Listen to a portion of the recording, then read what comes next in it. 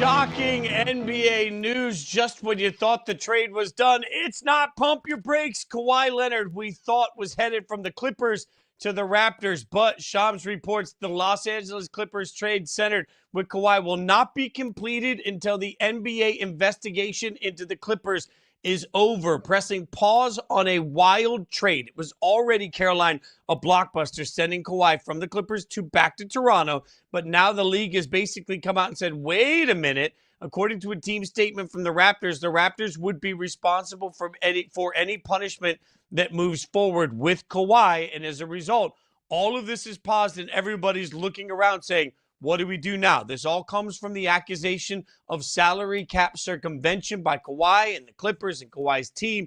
Aspiration is a phrase many people have heard many times with it. That was the shell company that apparently Kawhi was working for by not working and getting extra money. The NBA saying, we're not done yet, and press pause on everything. Caroline, this was a shocking development yesterday.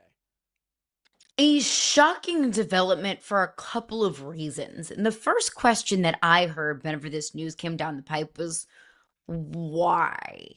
Why?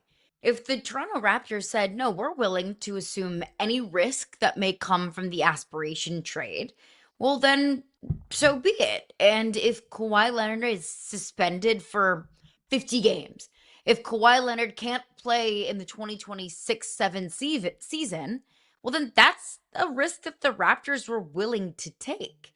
So I don't know why exactly the NBA would have to press pause on this trade if the Raptors already signed off on whatever may come from acquiring Kawhi Leonard. The second thing is, Fitzy, why now? This trade happened 2 weeks ago, give or take. Like, this trade happened a considerable time ago. Not yesterday, not 2 days ago. Like, we've already had several little nuggets of NBA news since the Kawhi trade came down the pipe. So, if it's been several weeks, and this has been a red flag for the last 6 months, 8 months, 10 months, however long it was, since we found out about the aspiration of it all, since we've all believed that there was some foul play going on with the Los Angeles Clippers, why several weeks after the trade and months after all of this came to surface is the trade all of a sudden no good? The whys continue. Why is this taking 10 months to investigate? Why do we still not have answers? The whys here stack up, but the how is going to get really curious to me really quickly, Caroline, because I think it's important to note here that salary cap is not something that the players particularly have to worry about. The salary cap is an agreement between the teams in the NBA or any other professional sport that they're only going to spend a certain amount of money and that they'll spend a particular salary cap minimum. These are all things that the teams agree with in each other. And as part of the collective bargaining agreement, it's an understanding that there is a salary cap. I won't pretend that I read the entirety of the NBA collective bargaining agreement. I instead had ChatGPT read it for me, and I asked some very specific questions. What I'm trying to figure out, and nobody can seem to answer for me, is why is a player going to be punished for something that a team did? Now, I understand that none of us are comfortable with the fact that Kawhi turned around and said, I want to do this, or someone in Kawhi's camp turned around and said, this is how we want Kawhi to make more money. We don't care about your salary cap. But the NBAPA, the National Basketball Association Players Association, doesn't have a salary cap. The salary cap isn't Kawhi's problem. So when I've looked into this to try to look at specific language in NBA player contracts or to look at the specific language of salary cap, the only thing I can find that the league could punish Kawhi for would be conduct detrimental, which is going to open its own bag of worms. Like, I understand that we can look at it and say, well, what about guys like Terry Rozier? They went around and bet on games. Well, NBA player contracts and the NBAPA has signed deals saying they won't do that. There's nothing that I can find anywhere in writing that says, hey, we're going to follow a salary cap when it comes to Kawhi's side of it. I understand the punishment is coming for the Clippers. I struggle to understand the how that the NBA is going to get away with punishing Kawhi when the fact is, if Kawhi asks the league to cheat and the league cheats, it's on the cheaters. I understand it makes us all uncomfortable. I just can't find anything in writing that shows me why Kawhi is going to be punished. So I'm a little surprised to see the NBA put the kibosh on this 10 months after the investigation started without a true understanding of even how they can, within the limits of the rules, punish Kawhi specifically. There's not a single rule in the CBA that says that players can only be paid through certain channels. No, Like not that according to. players can only accept game checks. Players can only accept direct payment from ownership. Players, the guidelines of however else you can be paid, whether that's endorsements, advertisements, whatever. There's not a single thing that says for the players that essentially thou shall not participate in cap circumvention, thou shall not receive under the table checks. No, no, not that, at least not that AI can find. Again, I have not read through every page of the CBA in the last 24 hours. I tried. It's daunting. So I had I enlisted the help, It's and overwhelming. the help of AI has made it abundantly clear that there is no language that says that the salary cap is something that Kawhi Leonard has to worry about. Now, again, it's uncomfortable because he's certainly going to the Raptors and saying, "Hey, cheat." And if he knowingly went to the Raptors, if they could prove he knew that Uncle Dennis was doing it, and they could prove that he knew that Uncle Dennis and he were hiding payments, and if they can prove all of these things were at the square at the feet of Kawhi, then it looks like, at least from what I can find, that the only thing Adam Silver can really come back to him on is that very broad stroke that every commissioner has of conduct detrimental to the league, which it is conduct detrimental to the league. But again, there's nothing in writing right now. That's the beginning of a legal battle. If they turn around and they try, we all understand that the contract may be voided. That's something that Brian Windhorst has said repeatedly on the Hoop Collective podcast, is that this contract can be voided because it can be considered, a poisonous contract, right? And an extension could be voided because how can you extend a contract that may not be legal? All of these things make sense because the contract is in question. But Kawhi Leonard's actions, while they are deplorable to the eyes of many in the sacredness of honor in behind the scenes in contract negotiation, player contracts don't say they can't do it. Team contracts say they can. Well, and it doesn't surprise me that there's nothing explicitly about the salary cap in the NBA PA because players don't have to worry about the salary cap because the team was doing this for salary cap circumvention. Kawhi was just receiving, unkosher, for lack of a better term, payments. So here's what I kind of it boils down for me. If Kawhi Leonard gets punished and Steve Ballmer and the Clippers organization don't, that is clearly and obviously gross and dirty on behalf of Adam Silver in the NBA. Because it was the Clippers who did this, because it was Steve Ballmer who did this, because it is the Clippers organization's responsibility to follow the rules and to stay under the salary cap and to do everything, above the line of the NBA law. That is the organization and the party that is responsible for all of this. If the NBA finds enough on Kawhi Leonard to say that he knew that this wasn't right, he knew that the Clippers were doing something kind of under the table. The Clippers were violating what the NBA has told us is the cardinal sin of basketball, and that is cap circumvention. And it's really hard to prove that. But if there are messages, if there are emails, if there are recorded conversations, whatever it might be, if the NBA finds that Kawhi knew that this was wrong and still went through with it, then I don't have a problem with Kawhi Leonard being held accountable for that. My problem lies in if Kawhi Leonard is punished and the Clippers are not. If the Clippers are punished and Kawhi isn't, that's fine. I don't really care because it's the Clippers that are guilty of this anyway. But if the NBA is going to be so cowardly and tuck their tail between their legs so much because they're so nervous about upsetting the big bad billionaire that is Steve Ballmer, so they're just going to let him off the hook and lump all of this on Kawhi and put all of this on his shoulders, then shame on you, Adam Silver, because that's gross. I struggle also to feel like we have any understanding of why this has taken so long, and now we are where we are. Like the questions we kept asking, and I want to credit Pablo Torre, as we have many times on this show, for never letting this go. I mean, he has certainly reported about this over and over and over again. I saw this tweet earlier. It made me literally laugh out loud. Not just LOL the statement, actually laugh out loud. The Warren Commission conducted its investigation in the JFK assassination in 10 months. Got nothing. We're at 11 months with the NBA. It's hysterical to me that we are sitting here still to this point. And we asked the question on this show, would something be done before the draft? Because that was the best way. If you're going to punish the Clippers with draft picks, you got to get it done. We asked ourselves on this show when Kawhi was traded to the Raptors, what does that mean? Who have the Raptors talked to within the league? I said in front of this microphone, there's no way the Raptors make this trade unless they've talked to the league and found out it was okay.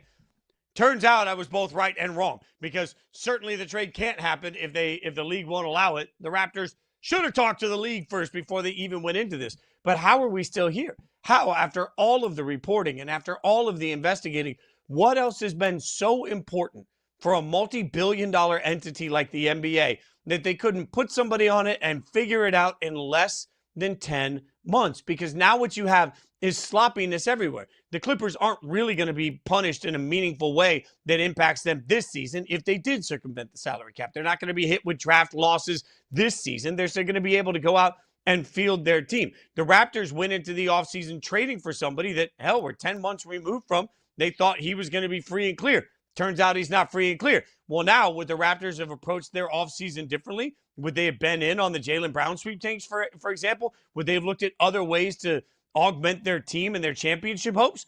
Who knows? But what we do know is that now they're behind the 8 ball. And they've got to figure out what they do while we walk this all back. While we walk this back and figure out what it means for Kawhi, who's back with the Clippers, but also what it means for the Raptors, a team that thought that they were increasing their championship odds, not just their relevance odds, but their championship odds. So understanding that everybody thought, okay, it's close to being concluded. My question is, why the hell didn't it get concluded faster? And what's going to happen when it is? Because to your point, Caroline, if they punish Steve Ballmer, he's going to sue. I believe if they punish Kawhi Leonard, Kawhi's going to sue, which then means we're going to go to court where they're going to put in all sorts of injunctions, just like we've seen on the football side, emergency injunctions about irreparable harm to seasons.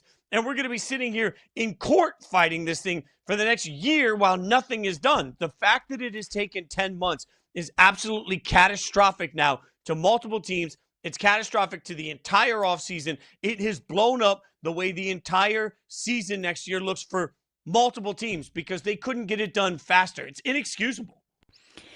And the NBA clearly doesn't want to get into a legal battle with Steve Ballmer, because I get that the NBA is powerful, but so is Steve Ballmer. And I think that I think it could be a headache enough to push the NBA to not really do enough about this that it gets to the point of litigation.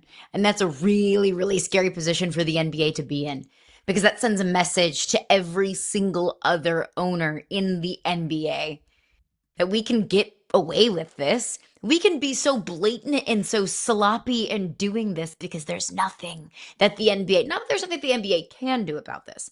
It's nothing that the NBA really wants to do enough about this in order to lay down the hammer of the NBA law. And look, maybe Adam Silver and the NBA will surprise me, and they will hold Steve Ballmer accountable. They will say, we don't care that you're worth $1 kajillion. You broke the rules. You're part of this organization, and we have to protect the association. I will have a lot of respect for Adam Silver if they do take that approach. I just fear that that's not what they will do.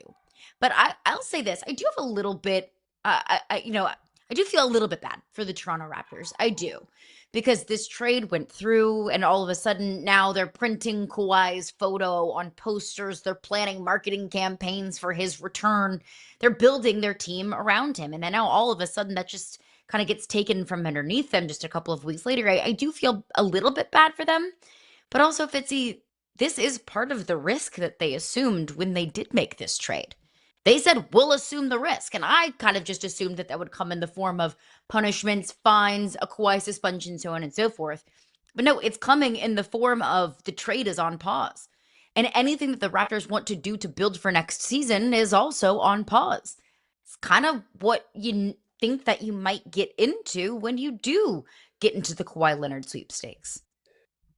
You mentioned Steve Ballmer's net worth. I want to point out he's the richest owner in American team sports.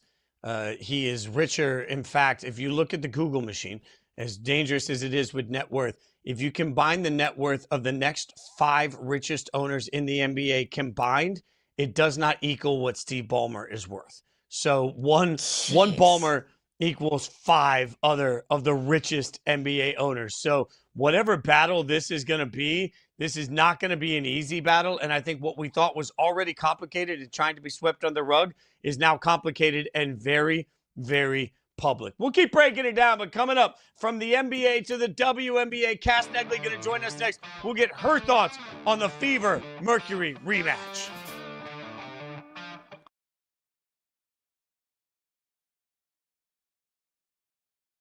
I think this is the steal of the draft. Obviously, I was big on him going at number 1 potentially. But when you look at historically, when we look at the draft, the guys who are the best are the ones that outperform. It's the sons of NBA players. Look at this list here. Kobe Bryant, Steph Curry, Al Horford. These are all all-stars. And I think Carlos Boozer, being the father of Cam, in a weird way, it makes me like Cam Boozer's prospect even more than what he did at Duke, which was outstanding. The crowd understanding that Jacksonville needs a jolt of energy. It is tough to run inside the 5-yard line because the line of scrimmage is so tight in this game. You see the linebackers sneaking right up there, ready to make an impact. And then we see, bam, in the backfield, C.J. Wyndham taken down for a big loss, and now the pressure's on for a third down. Clay Fields, one of the physical imposers on this defense, does a great job of getting rid of that wide receiver. My sister told me, be careful what you wish for because you might get it. I did. And now it's about, well, what goals are, what's left on the table? I want Street Fighter to be a massive success. I want to do more Guile, but also I want to do more film. I want to do more TV. There's seats on, on the Georgia political scene that are open. Is that a road? Or is this the road to stay with something I love so much like wrestling? And I love this. I don't know how I'd say bye to it. From midfield, 3rd and 5, Delora to throw. Delora all day. Delora shuffles left. Delora launches, corner end zone, caught! Just stay home. Touchdown! Seneca McKee, corner of the end zone, and Delora finds him for the touchdown, and now a chance to tie it. 1, 2, 3, 4 guys back there. How are you not fanned out across that area? What a win for the Fever, taking down the Mercury 92-89. Mitchell and Boston combined for 50 points in the win on the road. 29 for Mitchell, 21 for Aaliyah. Boston. Absolutely, all eyes were going to be on this rematch. We're joined now by Cass Negley, Yahoo Sports senior editor for women's basketball. Boston and Mitchell lift the team. Caitlin Clark resting on the bench. What did this win say to you, Cass, about what the Fever are capable of? This was a big one. This felt like a monumental one, kind of everything that came into it, the last meetings that they had, felt like they had to win it, and they did it in a good way. I've seen a lot of times where they kind of crumble late, and this one was tick for tack, and they came out with it in a big way. It felt like something they could really build momentum on when they do get Caitlin back. When Aaliyah Boston is kind of consistently in the lineup, like they need a game like this to show them that they can win in different ways and carry it on. Also co-host of Hoops 360. Do not forget about that. Never. Caitlin. What do you think I steal all my WNBA takes from? I just listen to you guys. I steal my WNBA takes. That's what happens. Go ahead.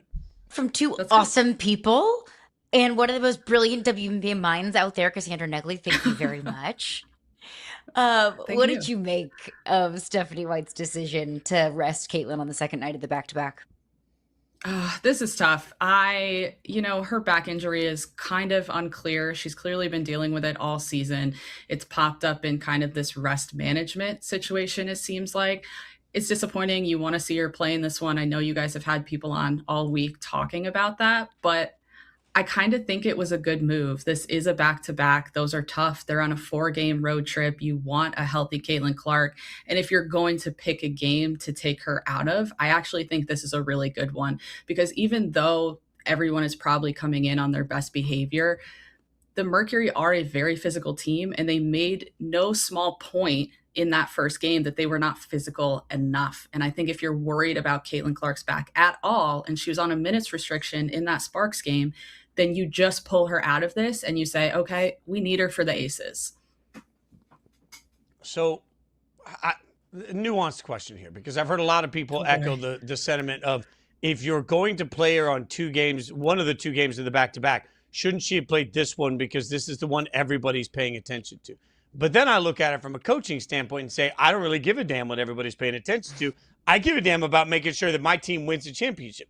So if you're the Fever, if you're Stephanie White, how much do you pay attention to what the league may want you to do versus what you want to do when you're trying to figure out how to best manage the most marketable star in the WNBA?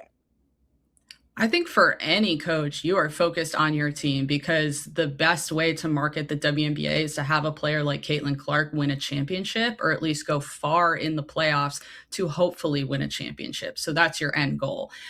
I think for Stephanie White, though, like her message to the league a couple of weeks ago after this meeting with all the flagrant fouls the first time, her saying this is a generational superstar and we're not treating her well, it doesn't seem like Stephanie White would even want to take that step to help the WNBA if they were saying you need to play in this one, which I don't think they necessarily are.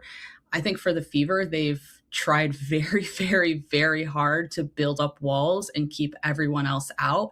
I don't think it was even a consideration probably for Stephanie White to consider the marketing of Caitlin in these games. If your head coach is considering marketing more than the well-being and the health of your star player, then you've got a really sticky and scary situation on your hands. But with that being said, what is your concern level for Caitlin's long-term health? I don't want to go out there and make these big, strong accusations like Caitlin Clark is injury prone, Caitlin Clark is an injury issue, but Caitlin Clark spent a majority of last season on the bench dealing with injury. Now she's been on and off the floor sporadically at times throughout the season with injury. So how concerned should we be as we look forward to the rest of Caitlin Clark's career? This is what I constantly think about when it comes to Caitlin Clark. And admittedly, I am a pessimist. I cannot help but think of Elena Delle Donne. Back in the 2014 playoffs, she had kind of a little bit of a back injury. I went back and found that, had forgotten about it. But what we do know about Elena Delle Donne was that she played through 3 herniated discs in that 2019 Mystics Championship that they won. She had 2 back surgeries that off season. She did not play in the 2020 season because of Lyme disease and worries about COVID. She did come back for a little while, but it wasn't the same. And as we're talking about back-to-backs here, her and Mike Thibault, the head coach at the time, when she came back, they spoke about how they would have to be careful with those things. Was she going to play in back-to-back games? They spoke about, they flew commercial at the time. Would she fly on certain road trips because of her back? And so for me, that's who I think of when I think of Caitlin Clark and this back injury. She's only 24. Is this going to continuously pop up? Because this is a serious thing. So with that being said, Kelsey, second longest 25-point point streak by a guard in WNBA history. Boston and Clark are already starters in the All-Star game. How does this Fever core, if everybody's healthy, rank compared to the best of the best in the WDU? This is such a good question. We talking about active cores right now? Yeah. Okay. I think in terms of young core, probably the best. You know, Kelsey's on the older edge, but Caitlin and AB are in their youth. They're only going to get better. Watching Aaliyah Boston last night, I really thought, once again, she's going to win an MVP soon. She's going to continue to get better. But I don't think we can overlook the aces and who they have in Asia Wilson, Chelsea Gray, and Jackie Young. That's probably the best core. They've won the most. They've shown they can incorporate other pieces maybe better than a lot of these other cores. And I would also put Jonquel Jones, Brianna Stewart, and Sabrina Ionescu up there. Although they haven't had the greatest time with Sabrina. But in terms of young core, like this is going to be the core that if they can figure out the monies next year, you'll be watching for a while. Well, look at the other side of this matchup that we saw last night. And Cass, this is something that you and I have talked about on the air, off the air, but I want to bring it here. Alyssa Thomas and Kalia Copper both are having all-star caliber seasons. They are not all-stars, but they're playing at that kind of level. Yet the Phoenix Mercury are at the bottom of the league. How does that happen? The people around them. I mean, I think we've talked about this in terms of losing Satu Sabali, and it seemed like the front office didn't have another plan. Akoa Makani is an incredible player. I think she played a great game last night. She missed part of the season, I think, with her overseas team, so she was late arriving. I think that you lose pieces and you don't bring in equivalent pieces to help them. And that's kind of where you find yourself. And I think, you and I have talked about this a lot. I think we talked about this last year at the end of the season. Time is running out for Alyssa Thomas to A, win an MVP, and B, win a championship, which surely she wants more. But she will go down as one of the best players. She was on those incredibly winning Connecticut teams, and it seems increasingly likely will not have an MVP or a WNBA championship to her name. It's just crazy. This league is so upside down in some ways this year. It's hard to wrap my head around. Also, Sure. upside down are politicians getting involved in officiating, but that's where we are. Politicians sent a letter to WNBA asking the league to protect Caitlin Clark from aggressive on-court play and online abuse. What do we make of it and the dynamic that it creates and the conversation it creates, even amongst players, when Congress gets involved at this level? Well, what I make of it is kind of what I wrote this week. It was kind of perfect. It came out a few hours later that anyone who can is going to use Caitlin Clark's name for whatever they want to use it for. And in this case, it's political points. In terms of what this means for the league and like Caitlin's relationship with other players, it's why I, increasingly feel so bad for the situation that she's in, because she's not bringing this on herself. I saw a lot of chatter of like, how dare Caitlin Clark do this? Caitlin Clark did not go to Congress and ask them to write this letter. She would never. She is stuck in the middle of this uproar. And I think there are a lot of players, I'm sure, who understand that and are trying to juggle that and be understanding of that. But then, we all get angry about things or are frustrated or ready to blow our top. And it cannot be easy as Caitlin Clark navigating this league when you have so many other entities coming in to use your name for something. And it doesn't matter if you support it or not, you are being used. And I just don't think there's a lot she can do or say to stop that. Which then takes me to Stephanie White, right? Because Coach White was asked in the post-game press conference about it, Cass, and I thought she did a great job of frankly saying, we're going to keep the main thing. We're not a part of any of these political groups that are doing anything. We're just trying to play basketball, was essentially her answer. But even that is getting questions from people online that feel like that wasn't the appropriate response. Between the questions about her utilization of Caitlin Clark and the questions about the Fever, how does Stephanie White just do her job at this point and coach a basketball team? Everything she does seems to create wild controversy from one side or the other. Yeah, I think that's the best question to ask. And I wish I had a better answer. The one thing I will say about Indiana, dating back to Caitlin Clark, even first entering the team, is they have seemed to do a good job of keeping things internal, of keeping outside noise out.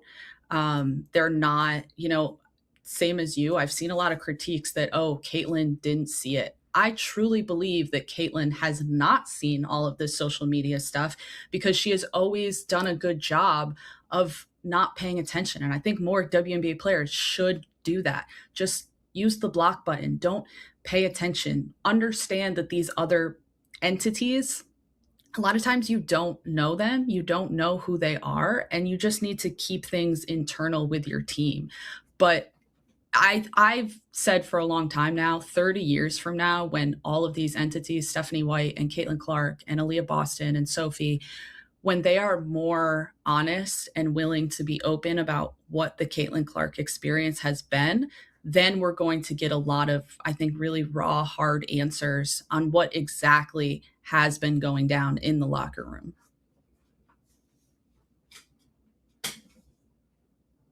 Nope. I think Caroline's muted. I was muted. Thank you so much. She's so good at her job. You know what? I really just gave it my all. And I think that's all you can do. Let's play it. There's so much being talked about this Fever team off the court. And look, I know that's going to come when you have an absolute superstar that's a lightning rod for conversation. But this is a really good team. And I feel like a team that has gotten better over the last couple of months. We talked so much about how their defense lacked. And now we fast forward and the Fever are comfortably at the top of the WNBA standings. How have you seen this team grow in any sort of capacity since the beginning of the season? Well, certainly their defense has gotten better in spurts. I think their ability to play together has gotten better. Certainly lost in this, it's interesting. Like every conversation around the Fever is about the noise, but for other teams, we're giving grace, right? When we talk about the Liberty, you and I, Caroline, it's like, well, they've had different starting lineups every night and players are out and injured and, this happened last year, whatever. It is so easy to forget that Caitlin Clark missed. She hadn't played WNBA basketball basically for an entire calendar year. And yes, she played with Team USA, but in terms of chemistry with this team, with Aaliyah Boston, with Kelsey Mitchell, she didn't have it. And I think that's where it's growing, finding ways to get Caitlin open looks, finding ways to kind of use her as a decoy and get it into AB. Like, they are growing and getting better as the season goes on, just like any other team, but the noise almost clouds all of it all of the time. Like, there was so much uproar about Caitlin Clark being a starter or being an all-star at all. Her numbers are pretty on par with the rookie season that a lot of people were saying could be MVP caliber, and she finished toward the top of those standings in that. They've been playing well, but also they're, I think, 2.5, 3 games out of first place now. There's not a lot of room for error between the top team and the 8th place team. They could turn this around very quickly with a few wins and a few losses by a top team. Quick before we get you out of here, Cass, the opposite of noise is what we're hearing around Kennedy Carter. Out in Vegas after only 13 games, and it's wild. Everybody's speculating. Everybody's trying to figure it out. Becky Hammond is saying nothing. What can you tell us? I can't tell you much for certain.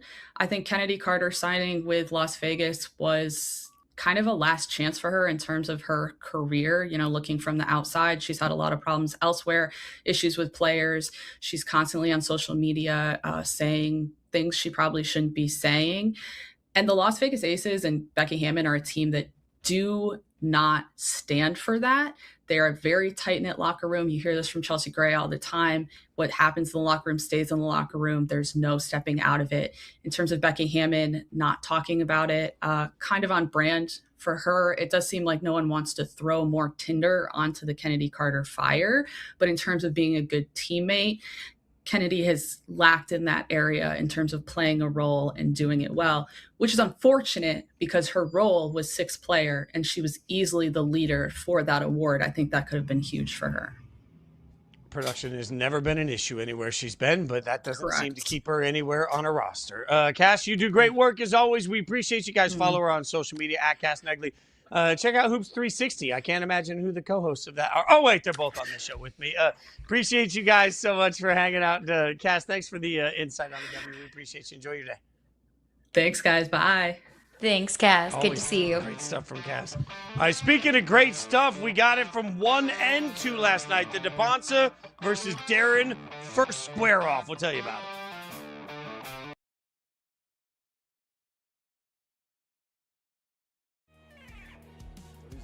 Gotta lock it in. Right here, under 8, down by 3.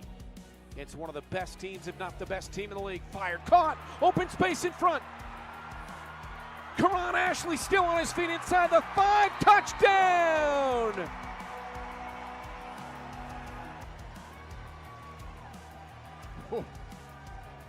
This is again why we love the indoor football league. And Sean has a really uncanny ability to predict the future in that way. And very few guys can do it. And I think that his evolution is always in line with where the sport is going. And it's often driving where the sport is going. Obviously, this offseason with all the tight end stuff, that's the most recent example. But he has shaped the game over the last 10 years in a way that really nobody has. And the other side of it that I would say, I think Sean has a better understanding of himself and his offenses than anybody else in the league. We'll see how things go. And this is the kickoff here by Kevin Macias, who was a Sugar Skull until 2 weeks ago, and the return up to the races there in Jackson. Touchdown, Sugar Skulls returning the opening kickoff. This is outstanding. And you know what's funny? So I was downstairs and Mr. Jackson came up to me. He was like, hey man, I appreciate you saying good things about me. I was like, look, if you make plays, I'm gonna say good things. So if you want me to keep saying great things about you, keep making plays. Right now, I am contracted, and I have both dates. I have both dates for my fight. I have July 11th. Yeah. When would you think they would put me back in? I don't know. April 2027. It's locked in. It's almost a year later. Yeah. That's ridiculous to me. I have July 11th. It's only around the corner. Yup, that's positivity, happiness. Bring it on, baby. The Mac is back, and I'm going to put on a show.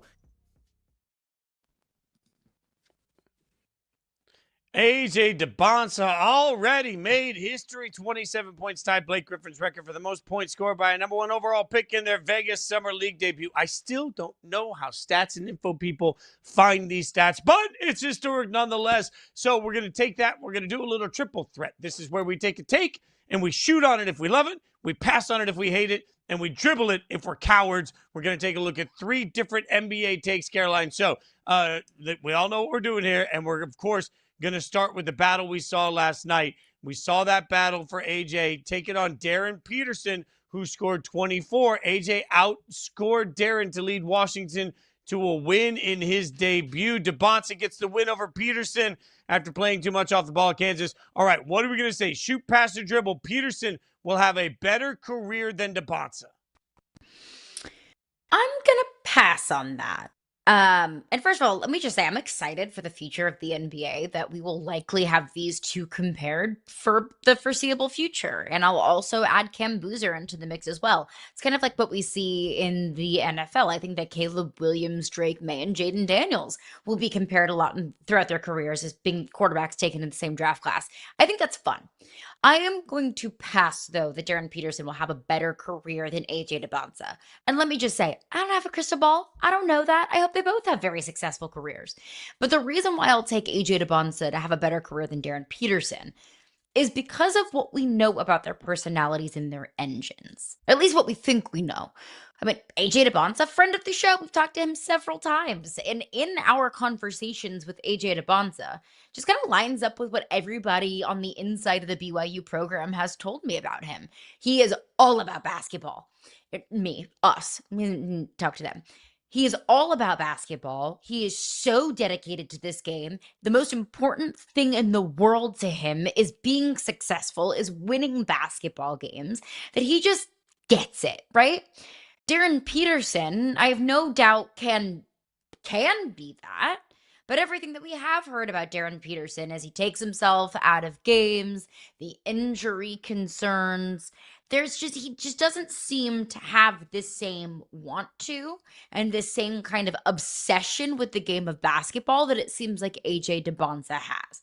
Now, perception is not reality, but that is the perception of those two that I do have. And I think in order to be successful and to win at the highest levels of basketball, you have to be obsessed with it. And I know that AJ Dybantsa is. I love that Peterson said that he's back to having fun again after playing too much off the ball at Kansas. Dude, you didn't play enough at Kansas to have a problem with the way that you were played at Kansas. You'd have to actually show up enough to play for you to have any complaint on this. Like, if the question is Peterson will have a better career than Dybantsa, I will start by dribbling that at first because I want time, but I'm not a coward. So in the end, I'll make my take, and my take is I'm going to pass on that. This Summer League basketball action isn't going to change, and it shouldn't change. Frankly, nothing we see in Vegas should change, or any of the corresponding Summer League cities, should change the way that we feel about these prospects the day they were drafted. I'm not going to take an exhibition game in the NBA that really means nothing and then turn around and suddenly make that sweeping reason to change how I felt coming into the draft. I'm going to be consistent. I said coming into the draft that I would not have been comfortable taking Darren Peterson with the first or second overall pick. He has the potential to be a great player. Maybe they figured out the cramping issue. Maybe they figured out the health issue. Maybe they figured out the motivation issue. Maybe they figure out how to make it fun. Maybe they figure out how to play him in the way he wants to be played. And then everything comes up roses. Cool. I'm not going to bank on any of that. What I am going to bank on is AJ Dybantsa being what AJ Dybantsa has been, which is a consummate pro at every single step in every possible way. So nothing that we saw last night or that we're going to see. Frankly, the rest of the Summer League games, AJ could get outplayed by Darren Peterson every single night. I'm not going to let exhibition basketball, where, remember, last year the MVP of the Summer League was Kyle Filipowski. I'm not going to let Kyle Filipowski impact my opinion on any of these young stars. No discredit to Kyle Filipowski. Maybe a little disrespect, not full disrespect to Kyle Filipowski. All right, so looking at the past few draft classes, Caroline, knowing that LeBron and Steph are on their way out, shoot, pass, or dribble. The NBA's future is in amazing hands. Shoot. Shoot the heck out of that. Shoot. That's the easiest question you'll ask me all day. Absolutely. The future of the NBA is in great hands. Con Knipple, Cooper Flag, a Rookie of the Year and Rookie of the Year runner-up. VJ Edgecombe, Dylan Harper, Stephon Castle, Paolo Banchero, Walker Kessler, Chet Holmgren in that 2022 draft class.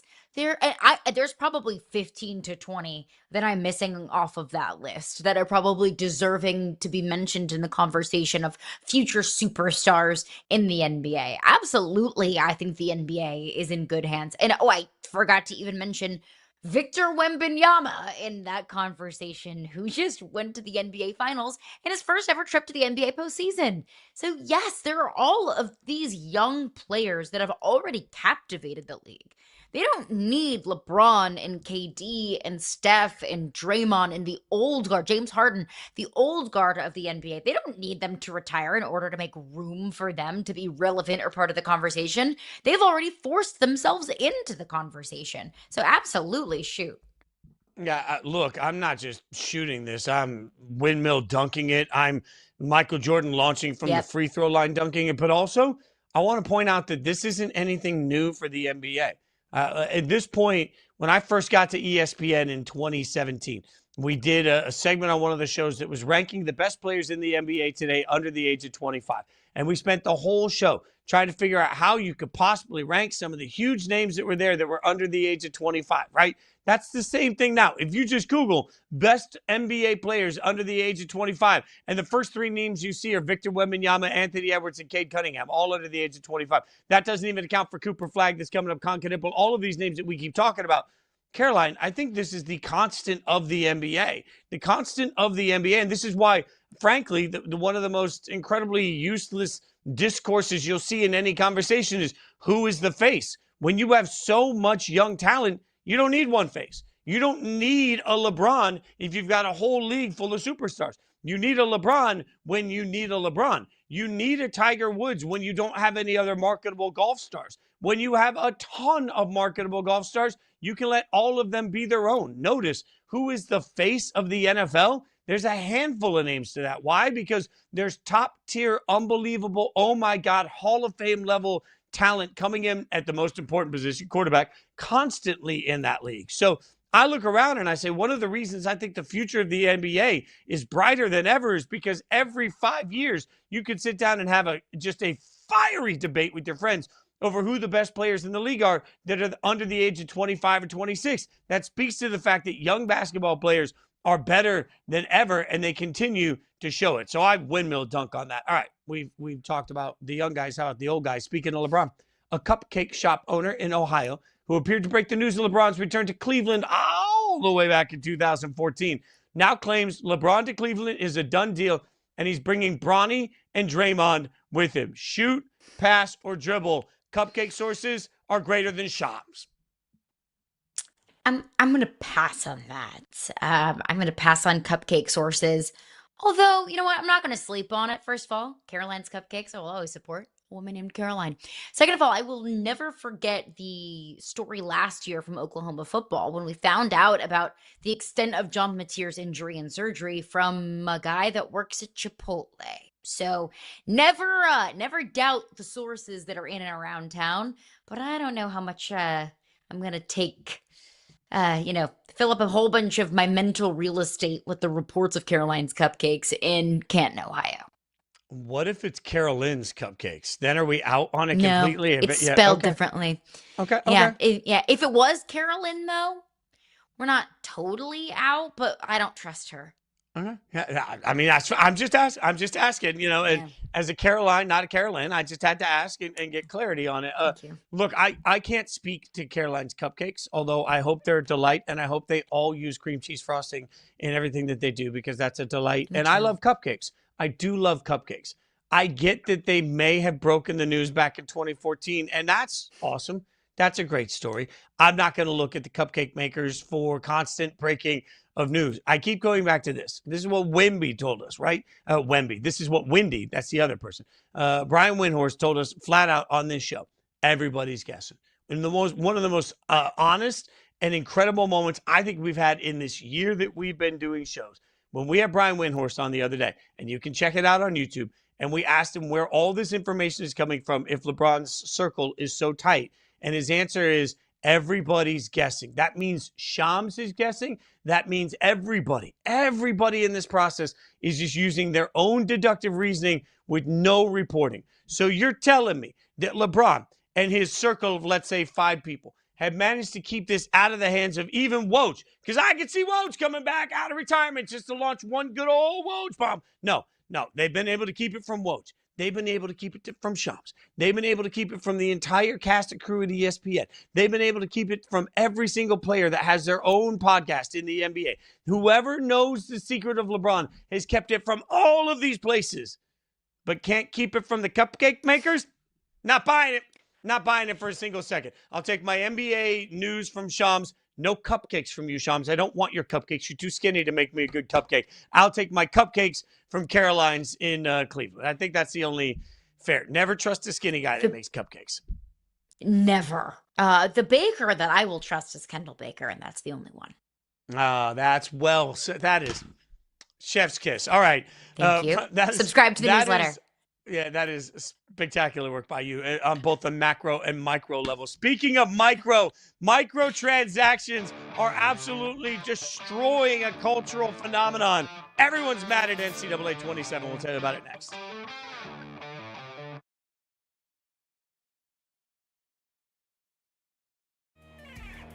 Cahoon comes back up, and we'll see if they do another quarterback sneak type play, a tush-push type play. He's right up under center. And this time they hand off. Almost had him in the backfield, but cannot be stopped, cannot be contained. That is a huge touchdown for Billy Bowens.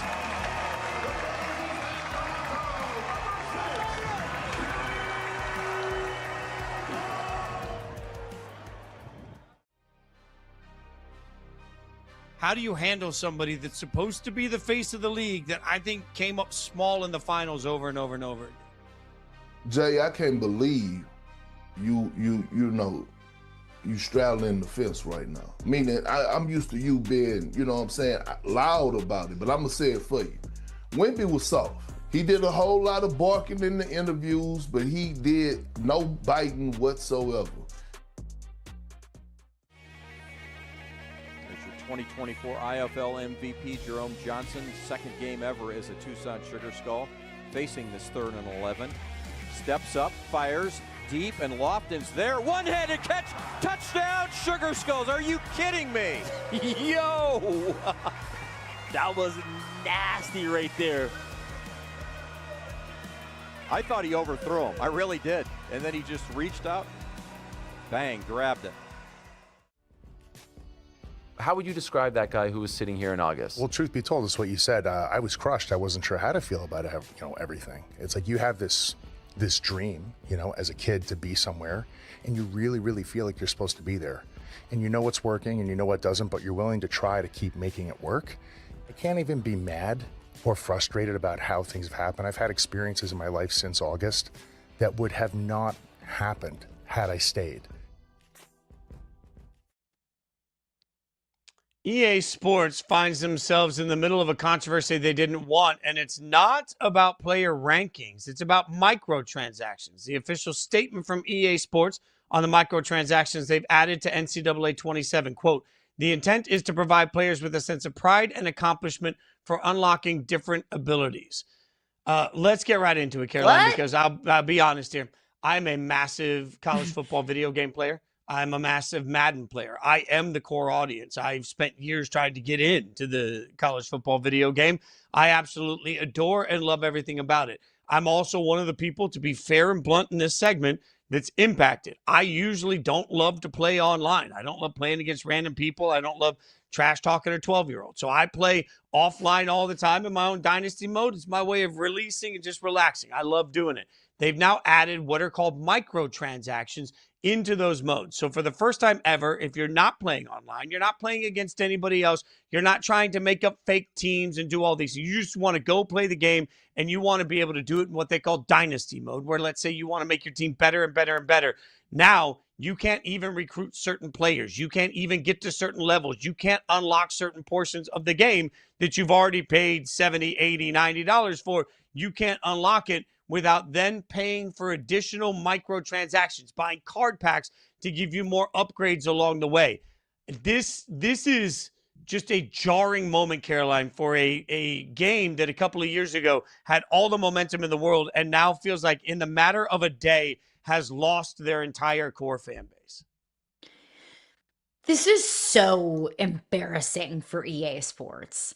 And this has bothered me since it all came out. And look, you mentioned that you're the core audience for EA Sports. I am not. I don't play this video game. I've played it before. My husband plays it. I don't play it. I don't really play video games. It's not really my jam. So it doesn't personally affect me. But I always believe that if you only care about the things that personally affect you, then this world would be kind of a scary place. I care about this because this matters to sports fans. I care about this because a majority of college football fans also enjoy this game. And I think that it is EA Sports' way of so blatantly taking advantage of their customer base. And it is gross and it is icky. And no, you don't have to pay for these microtransactions if you don't want to. Nobody is saying that you absolutely positively have to.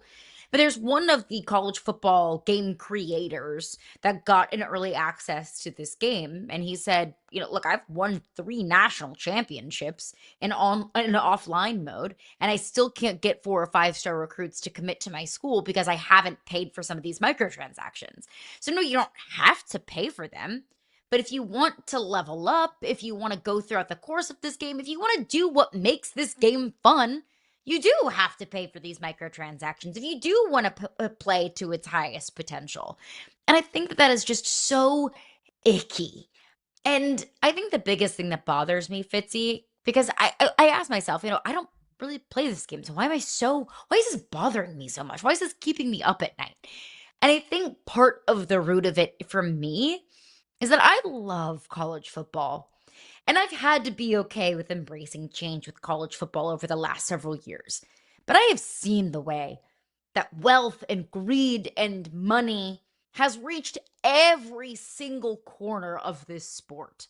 And it bothers me, kind of. It bothers me that it feels like a bit of college football is, dare I say, tainted because of greed and money. And this is just yet another corner of college football that is being tainted because of money. Because EA Sports is trying to nickel and dime their passionate customers that love and enjoy their product so much. And it just feels so gross. I have been buying EA Sports video games specifically, since before Caroline Fenton was born. That's real. Like, I have been buying Madden since the 90s. I have been buying college football in every iteration before it went away, and I bought it in every iteration since it's come back. I cannot say this loud enough. We've got to stop giving EA Sports a dime of any of our money. At some point, the only way you stop this is to stand up to it. This is that moment where, hey, you can choose to spend, depending on which platform you're buying and which version of this game you're buying, $69.99 or $99.99. You can choose to spend that and then choose to be part of these microtransactions. Or you can buy last year's game without the microtransactions on sale for $30. Buy it now and hold it. Hold it until we demand some level of change. The only action we have as consumers, the only power we have as consumers is the action we take when we don't give up our money. I'm never going to buy this college football video game again until this is eliminated. And if they choose not to eliminate it, I simply will never buy the game again. At some point, we have to stop the madness. And the only way we stop the madness is to stand up for ourselves. And the long-term repercussions of this are there are a lot of people that suddenly don't get this introduction. It is a gateway. For anyone that's just falling in love right now with USMNT and you're falling in love with World Cup, what's the easiest way to start to fall in love with all the other layers that are out there? Go buy the FIFA video game. It's one of the most popular in the world for a reason. I've had several of my friends that are soccer gurus say, go buy FIFA. Play with a bunch of teams. That'll help you decide what players you like the most. It's a great way to get to learn the sport more. Don't understand offsides? Go play FIFA. It explains it to you.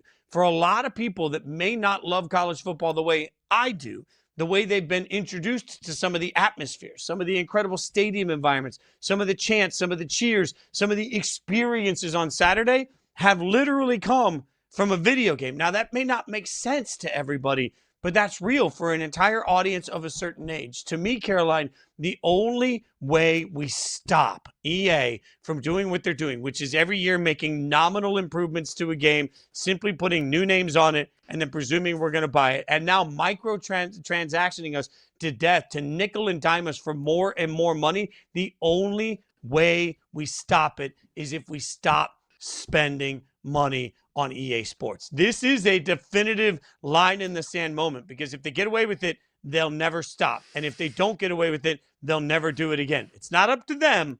It's up to us. And I do admire that a lot.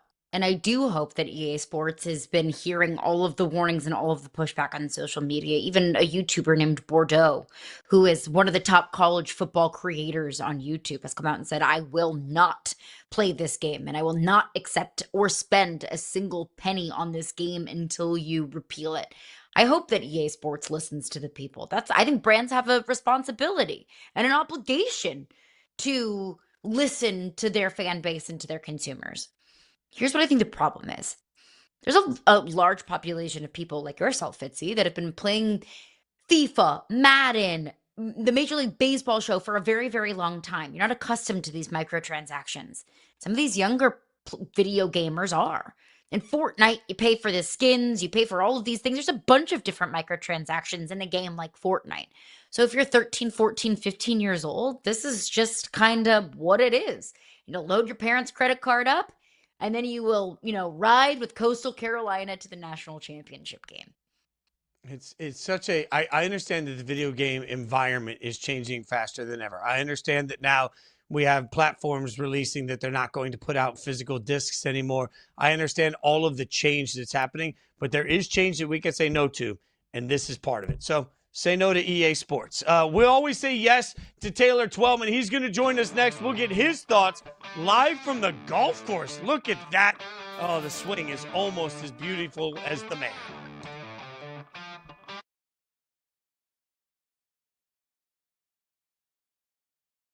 I think this is the steal of the draft. Obviously, I was big on him going at number one potentially. But when you look at historically, when we look at the draft, the guys who are the best are the ones that outperform. It's the sons of NBA players. Look at this list here. Kobe Bryant, Steph Curry, Al Horford. These are all all-stars.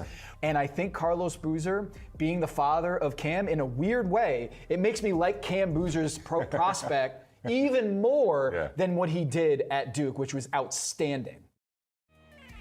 The crowd understanding that Jacksonville needs a jolt of energy. It is tough to run inside the 5-yard line because the line of scrimmage is so tight in this game. You see the linebacker sneaking right up there, ready to make an impact. And then we see, bam, in the backfield, C.J. Wyndham taken down for a big loss, and now the pressure's on for a third down. Clay Fields, one of the physical imposers on this defense, does a great job of getting rid of that wide receiver. My sister told me, be careful what you wish for because you might get it. I did. And now it's about, well, what goals are, what's left on the table? I want Street Fighter to be a massive success. I want to do more Guile, but also I want to do more film. I want to do more TV. There's seats on, on the Georgia political scene that are open. Is that a road? Or is this the road to stay with something I love so much like wrestling? And I love this. I don't know how I'd say bye to it. From midfield, 3rd and 5, Talora to throw. Talora all day. Talora shuffles left. Talora launches. Corner end zone. Caught. Just stay home. Touchdown. Seneca McKee corner of the end zone, and Delora finds him for the touchdown, and now a chance to tie it. 1, 2, 3, 4 guys back there. How are you not fanned out across that area? If anyone's a little surprised that he struggled in this World Cup, you didn't read the tea leaves. That's Taylor Twellman on Dan Patrick talking about Christian Pulisic. Twellman has joined us throughout the course of the World Cup, and he joins us now from the golf course. You told DP that. You're back with us. Mm-hmm. Give me a little context to it. What should we have seen on this? The fact that he didn't have a goal and assist from January 1st till all the way to the World Cup camp began, which was the Senegal game. So it's very interesting, guys. Christian Pulisic at the beginning of the Serie A season, which was end of July 2025 to January 1st, 2026, he was second or third in goal and assist contributions combined in Serie A. From that point forward, he had 0 goals, 0 assists. And so he was coming in bad form versus Florian Balogun, who was coming in great form. And so that's why I reiterated that if anyone was a little surprised, they weren't paying attention to Christian Pulisic heading into the World Cup. Now, I thought the Senegal game, which he had a goal and an assist, if not 2 assists, if I'm not mistaken, he was really good on that day. And then he was solid against Germany. So I thought he had turned the corner. Obviously, the first 45 minutes against Paraguay, he was really good, but then the calf injury re-aggravated, and then we all know what happens after that. So I just, people can't be so surprised that Christian Pulisic didn't have a great World Cup when for the 6 months leading into it, he didn't have a single goal or an assist for AC Milan. We've heard Tim Howard, Landon Donovan, Carly Lloyd, legends in U.S. soccer, come out and publicly criticize Christian Pulisic. They're not the only ones, but they are 3 big names that have. Mm-hmm. With the news of the bone bruise and microfracture in his tibia and fibula in his right leg, do you feel like the general public owes Christian Pulisic an apology? That's an interesting one. I don't think I've ever, and I rarely, let me say it that way. I've been doing this for almost 16 years. I don't think I've ever really called someone soft. So that's always difficult for me to articulate someone that's always injured or, I don't think any player, he or she, ever wants to be injured that often. I thought he had an injury. On the other hand, I understand the sentiment from Landon, Carly, and Tim Lloyd. Those are 3 players that have done it on the biggest stage. And so I understand, it's difficult, man. Like that is your do or die situation, and you're being subbed off when you need a goal. But then it comes out that he has an injury and all of that. Listen, Carly Lloyd never called him soft and never called the injury soft. She called him out for missing the Gold Cup to be prepared for the World Cup. And then obviously the preparation for the World Cup wasn't sufficient enough. And so, listen, he's in the bullseye right now. He's got a target on his back, and that's part of being the superstar. But Christian Pulisic and his group around him, I don't think they've done him a ton of justice with how the messaging of the Gold Cup and missing the Gold Cup last summer was handled. I don't think it was great for Christian, just on certain things that his group has handled with him. And so it's put more of an emphasis on him. Listen, he's had injuries in his career. Make no mistake about it.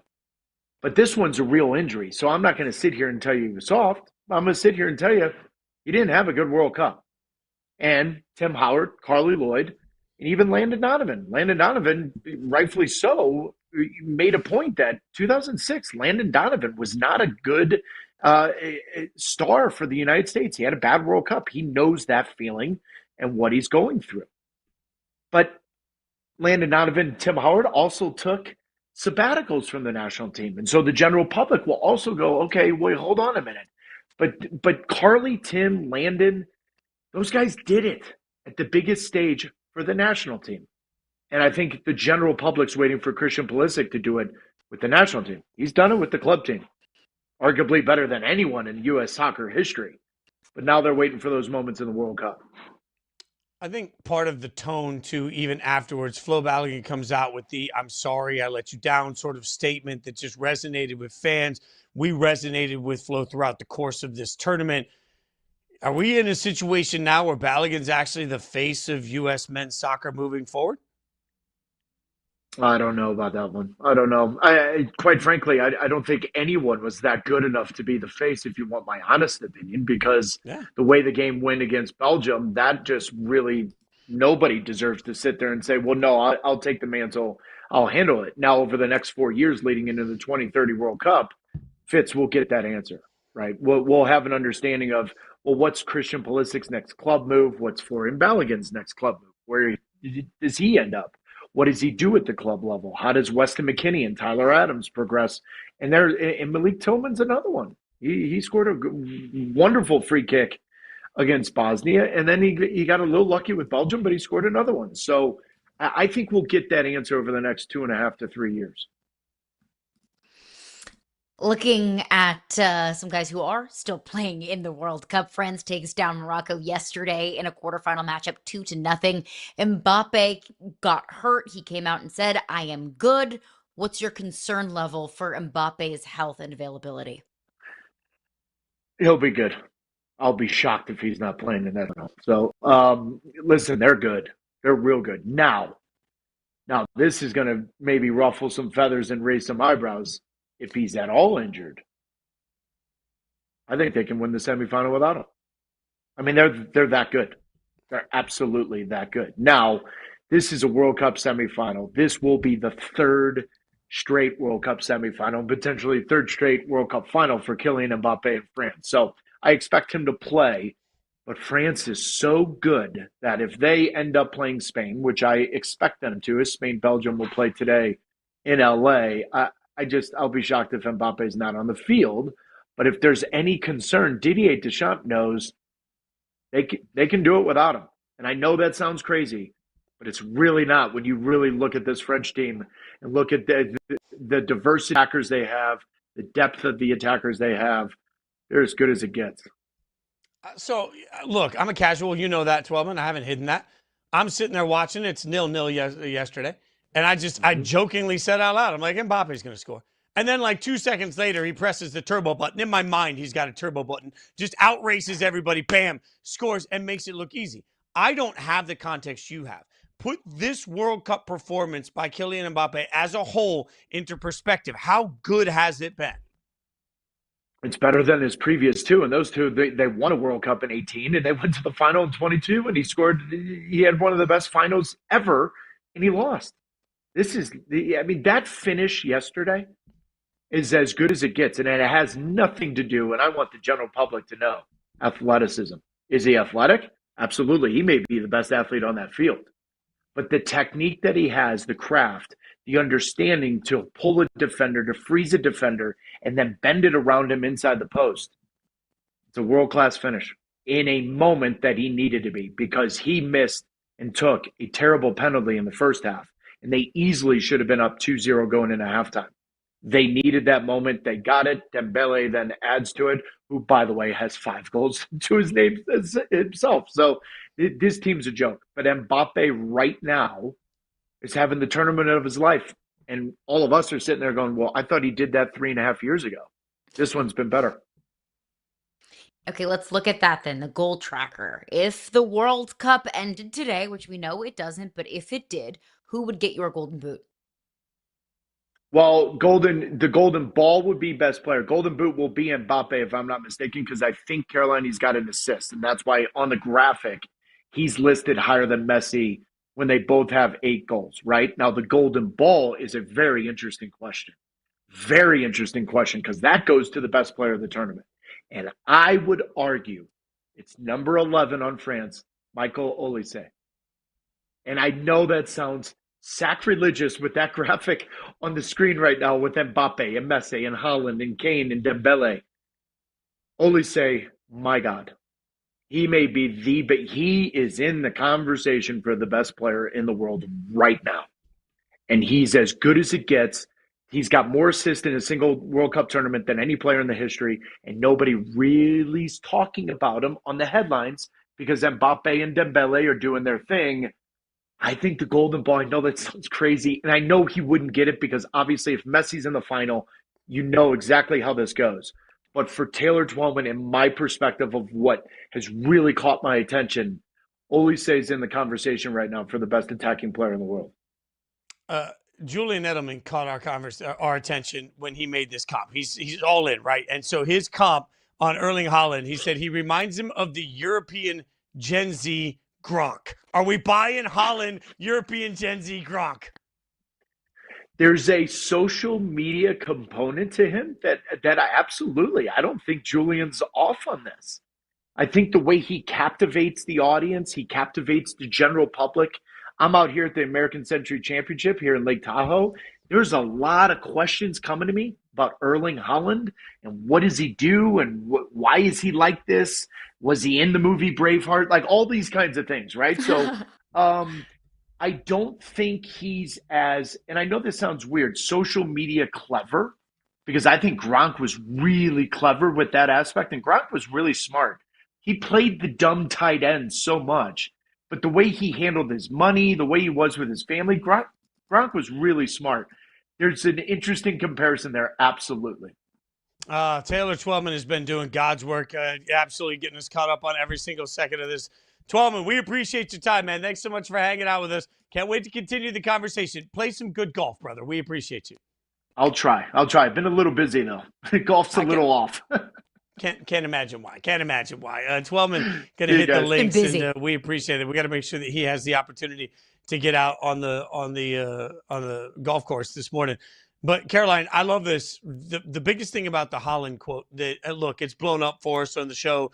Julian Edelman, go check it out on YouTube. A lot of his segments have blown up all over social media and pop culture from his appearance on Yahoo Sports Daily. We're very proud of that. But I kept thinking about the fact that just that comp of Haaland versus with the Gen Z Gronk, you take that comp and then you add that comp to the fact that people know Haaland so much. That's what's been beautiful about this entire tournament, right? Like the fact that we've gotten to know somebody that 3 months ago most people hadn't heard of around here, and now we're all comparing him to Gronk. That I think is the perfect example of how this World Cup has captivated people. We've talked a lot about how the nation has been captivated by USMNT, and I do think that is true to a certain extent, but I think it's this tournament in its entirety. And I think there's several reasons for that, most of all being the fact that it's on home soil. The fact that a lot of us can just, drive down the street and go watch a World Cup match if, one, we can afford it, and two, we feel so inclined. The fact that it's happening at Jerry's World, the fact that it's happening at Levi's Stadium, SoFi Stadium, or San Francisco Stadium, LA Stadium, whatever FIFA wants us to call it, I think that's absolutely part of it. I also think that is credit to those individual players and the way that they are able to market themselves. Messi, he does the talking for himself. Kylian Mbappe, he does the talking for himself. But and look, Erling Haaland, his play talks for himself. No doubt, 1,000%, absolutely. But also his personality. The way that, the way he interacts with fans on social media, his Snapchat stories, he's hilarious. He is funny. The Norway fans and the rowing. And the fans we talked to Julian Edelman yesterday. He talked about how the Scotland fans have taken over Fenway and taken over Boston, the way that they fully embraced American culture. It's all of these things. USMNT included, but also let's just put USMNT to the side for a bit. The fact that we've seen, Americans embrace all of these World Cup fans that are coming from across the globe, and these World Cup fans coming from across the globe embracing America, it's been special. That all comes back to what we've been introduced to in this process. It's been beautiful. But also, part of the reason there's so much criticism on Christian Pulisic is in part because we've seen global superstars perform at such a high level, but also risk versus reward, Caroline. Imagine what the discourse would be like on Pulisic today if he had 7 goals, if he had 8 goals, if he was in the boot or the ball running, right? And no matter which way you want to turn it, if Pulisic had the type of tournament that other stars have had throughout the course of this, imagine what it would have done to just his overall level of celebrity, his overall level of attachment, his overall level of just mattering to the American subculture and pop culture, right? I think that's the risk v reward. I realize that we're being tough on Christian Pulisic right now, but we're being tough on Christian Pulisic because he was expected to be one of those great global iconic superstars for USMNT. Didn't live up to it in a tournament where we've fallen in love with other personalities, but we didn't fall in love with his. We've fallen in love with the way other people played, but we didn't fall in love with him. And we've watched other people outperform expectation over and over and over again. Well, he didn't. I understand that the conversation, the discourse on Pulisic has been really harsh at times, but I think we also have to acknowledge the risk v reward when you are the face of the team that's hosting the entire World Cup, with the share of a couple of other nations. When you are the face of that team, with it comes the risk that you're going to get more criticism and loss, but also came the opportunity that you could have become even more of a phenomenon to this entire country if you had performed to expectation. I stand by that. All right, well, coming up next, go ahead. Didn't want to cut you off. With you, 100%. Look at that. Show united. There we go. All right, coming up next, the Tampa Bay Buccaneers are not united with their quarterback. To bake or not to bake? That is the question.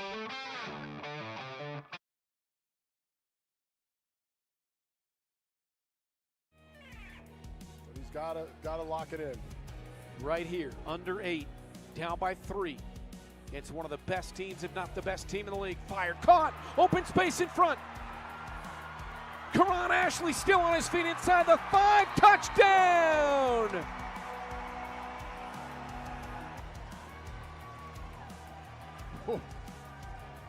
This is again why we love the indoor football league. And Sean has a really uncanny ability to predict the future in that way. And very few guys can do it. And I think that his evolution is always in line with where the sport is going, and it's often driving where the sport is going. Obviously, this offseason with all the tight end stuff, that's the most recent example, but he has shaped the game over the last 10 years in a way that really nobody has. And the other side of it that I would say, I think Sean has a better understanding of himself and his offenses than anybody else in the league. We'll see how things go. And this is the kickoff here by Kevin Macias, who was a sugar skull until 2 weeks ago, and the return up to the races, Aaron Jackson, touchdown, Sugar Skulls returning the opening kickoff. This is outstanding. And you know what's funny? So I was downstairs, and Mr. Jackson came up to me. He was like, hey, man, I appreciate you saying good things about me. I was like, look, if you make plays, I'm going to say good things. So if you want me to keep saying great things about you, keep making plays. Right now, I am contracted, and I have both dates. I have both dates for my fight. I have July 11th. Yeah. When would you think they would put me back in? I don't know. April 2027. It's locked in. It's almost a year later. Yeah. That's ridiculous to me. I have July 11th. It's only around the corner. Yup, that's positivity, happiness. Bring it on, baby. The mic is back, and I'm going to put on a show.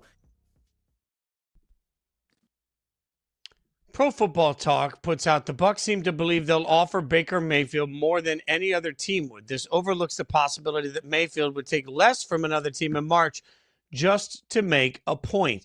I think part of what Florio was kind of educating everybody on here is it's never as simple as I'll just make you an offer. The Bucs are at a spot now where they could try and lock up Baker Mayfield long term. They could pay him big money and make sure that they secure their quarterback for the future. They don't seem to want to do that, Caroline. They want to seem to let this season play out, and then at the end of this season make a decision of what they want to do. That does sort of open up a whole can of worms, though, depending on how this season plays out and what Baker Mayfield chooses to do. So what's the bigger risk? Overpaying and getting stuck with Baker, or not paying him and suddenly not having anything else at your disposal for quarterback? I think the bigger risk is letting him walk. Look, nobody wants to overpay, but look at the quarterback market. Look at how much money Daniel Jones is making. Everyone overpays their quarterback. Now, if you overpay your quarterback and get it wildly wrong, then yeah, you'll end up with egg on your face. Cough, cough, Cleveland Browns and Deshaun Watson. But we know what Baker Mayfield is. Is Baker Mayfield an elite quarterback in the NFL? No, he's not Josh Allen.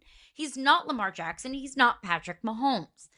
But we do know that Baker Mayfield can win you football games. So if you want to tie up $55 to $60 million a year for Baker Mayfield, I don't necessarily disagree with that, because what's your alternative? Like, who is the actual quarterback who will be taking snaps under center for the Tampa Bay Buccaneers next season? And also, when and where do you find that quarterback of the future? Because yes, overpaying your quarterback is a risk, but just ask the New York Jets, mentioned the Cleveland Browns, the Minnesota Vikings, the Pittsburgh Steelers, the list goes on and on and on about how risky getting into the quarterback sweepstakes is. It's really, really hard to find a franchise quarterback because you have to be lucky enough to be bad enough in a draft year where there are enough quarterbacks and quality quarterbacks that can be the Joe Burrow that was to the Cincinnati Bengals. So I say bigger risk is diving into the pool of quarterback uncertainty, because there's a lot of teams out there that have been swimming in it for a very long time. The Buccaneers have had Baker as their starting quarterback for 3 years. He's coming off of his worst year as a starter for them, and he completed 63% of his passes for just under 3,700 yards, 26 touchdowns, and a quarterback rating of 90.6. So let's not make it sound like Baker Mayfield isn't good. And I know that's not what you're doing here, Caroline. I think we agree that he's not epic. He's not Mahomesian. We understand he's not Mahomesian. But do you have to have Mahomes at quarterback to win the Super Bowl? I don't know that we know that. I don't know that you have to have an epic world beater, but you do have to have a quarterback that can play at a high level. Baker can be that. Also, Baker's 31 years old. If you watch yesterday's show, we started the show talking about how it's time to recalibrate age as a conversation in the NFL. While it feels like Baker's 35 because he's been in the league for a long time, he hasn't. He's 31. So they got plenty of time. He just turned 31. They have plenty of time for Baker Mayfield to continue to grow into whatever quarterback he's going to be for them for years to come. Baker Mayfield doesn't have to be Patrick Mahomes. He doesn't have to be Josh Allen.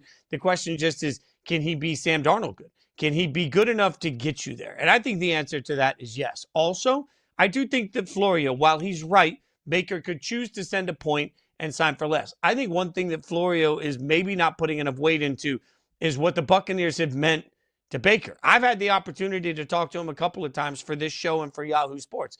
And when I talked to him after his first year in Tampa Bay at the Super Bowl, even after we were off camera and I was talking to him and I said, what changed? Like, what clicked for you this year? He said, I finally got someplace where they just let me be me. And there was no expectations. I could just be myself. I saw a freedom, a difference, a joy in Baker Mayfield. We have no idea what weight Baker puts into that. So while I hear Florio and the concept that an athlete can be so upset he didn't get a massive contract, that he signs for less elsewhere, I will remind the world that Baker Mayfield has played for the Panthers. He's been given up on by the Rams. He was given up on by the Browns. He's had organizations in the past decide they were good without him, and they were bad organizations at times. I'm not sure he wants to go back into that chance, Caroline. So I honestly think the best solution is to just sign Baker. But I also don't think Baker's going to play anywhere else in a year. I think also, if you're the Tampa Bay Buccaneers, you have to look around at your division. No, look, if you look around the landscape of the NFC, that's wildly intimidating. But let's take it one step at a time here. What's the Bucs' best shot at getting to the postseason? It's winning your division. Let's look at the quarterbacks around the division. Anybody feel like Tyler Shuck is going to be, MVP caliber quarterback this year for the New Orleans Saints? I don't. Anybody feel like the situation they've got going on at the quarterback position in Atlanta is overly intimidating between Michael Penix and Tua Tagovailoa? Yeah, right. And look, the Panthers won the division last season. The Panthers went down to the wire with the Rams in the postseason last year, but I don't know if that's necessarily going to be copy and paste for next year with Bryce Young. Bryce Young looked significantly better last season, but I still have questions about, is Bryce Young a franchise quarterback in the NFL? So you have a wide open division. And if you are Tampa, the guy that has seen a lot, played a lot, and won a lot of football games in his career, who has had this career renaissance, who has matured personally, then do you really want to risk that?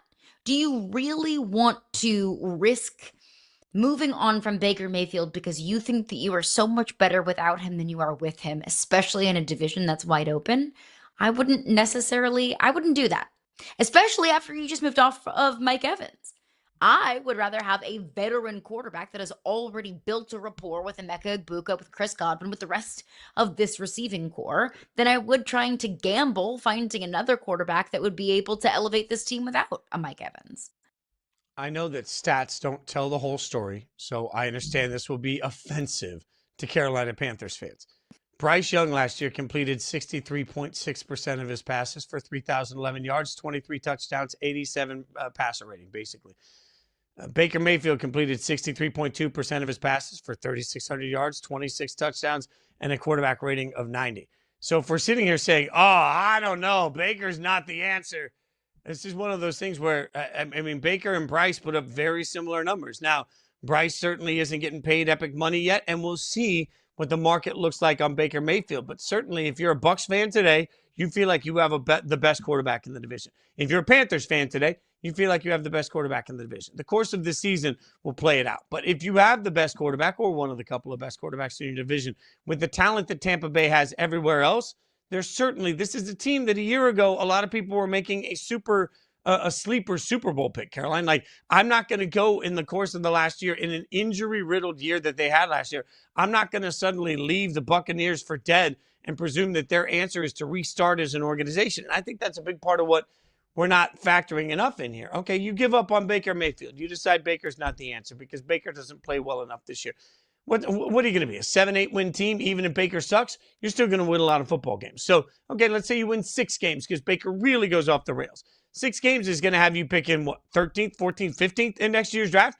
You're picking that low? What quarterback are you going to get that's better than Baker Mayfield? So I think all of this has to be factored in. I don't think that the Bucs are going to have proximity to another quarterback. And what they don't want to do is turn around and wake up and suddenly not have an answer at all. They don't want to find themselves in a year in the Derek Carr sweepstakes trying to see if they can bring back Carr after years away from the NFL because they couldn't find a quarterback in the draft that was worth the answer. So I think this is a long process, a long play, but also for all that it's worth, for all the speculation that they have about it, I still think that Baker loves the Bucs and the Bucs love Baker. I just think it's going to take a minute to get it worked out. All right, we'll get back to the NFL, of course, but coming up, going to get a little bit MLB on our minds. Hunter Pence going to join us. We'll get his thoughts on everything we're seeing from San Francisco and more.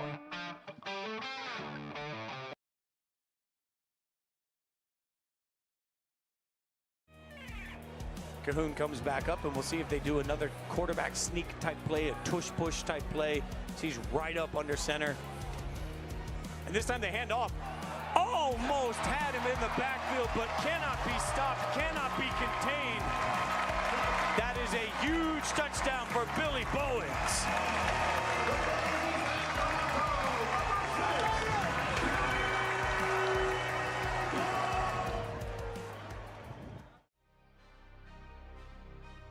How do you handle somebody that's supposed to be the face of the league that I think came up small in the finals over and over and over again? Jay, I can't believe you straddling the fence right now. Meaning, I'm used to you being, you know what I'm saying, loud about it, but I'm going to say it for you.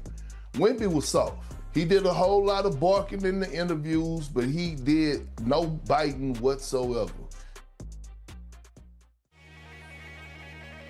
2024 IFL MVP Jerome Johnson, second game ever as a Tucson Sugar Skull, facing this 3rd and 11.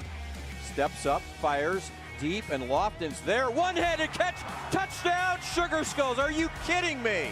Yo! That was nasty right there.